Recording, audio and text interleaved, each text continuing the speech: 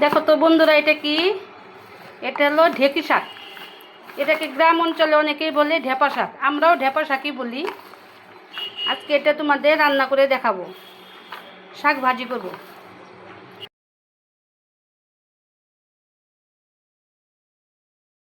এখন আমি পরিষ্কার জল দিয়ে ধুয়ে নেব,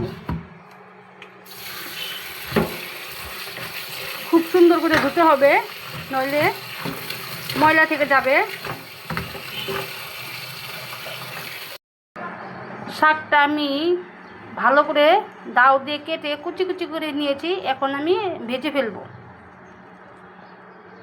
আমি কড়াই বসিয়ে দিয়েছি, এখন আমি তেল ঢেলে দিচ্ছি।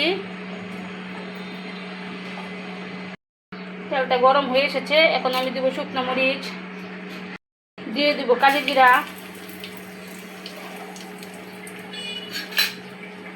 দিয়ে দেবো রসুন সোমবার,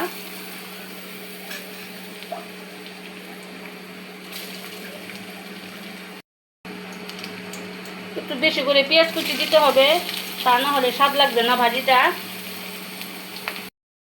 এখন সুন্দর করে নেড়ে নেব।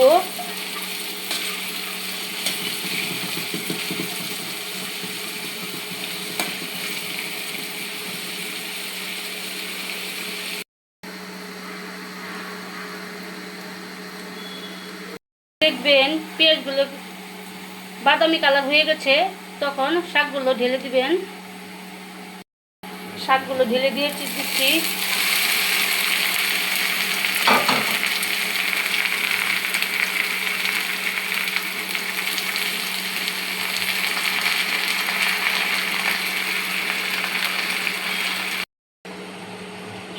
কয়েকটা কাঁচামরিচ দিয়ে দিব, স্বাদ মতো লবণ দিয়ে দিব। এখন আমি পরিমাণ মতো হলুদ দিয়ে দিব, তারপরে সুন্দর করে নেড়ে চেড়ে দিয়ে দিব।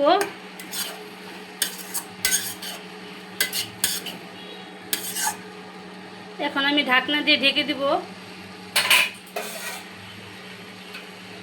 প্রায় 10 মিনিট। শাকটা সিদ্ধ হবে, তারপর আপনাদের দেখাচ্ছি। ঢাকনাটা খুলে দেখে নিচ্ছি কেমন হয়েছে শাকটা। ভালো করে নেড়ে চেড়ে দেখে নিচ্ছি। আর 5 মিনিট রান্না করলেই আমার হয়ে যাবে ঢেঁকি শাক ভাজি।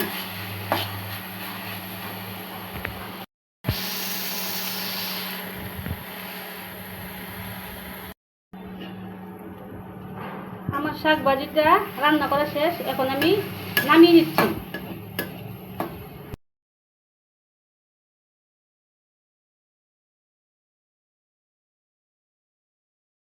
এই যে আমার হয়ে গেছে ঢেঁকি শাক ভাজি।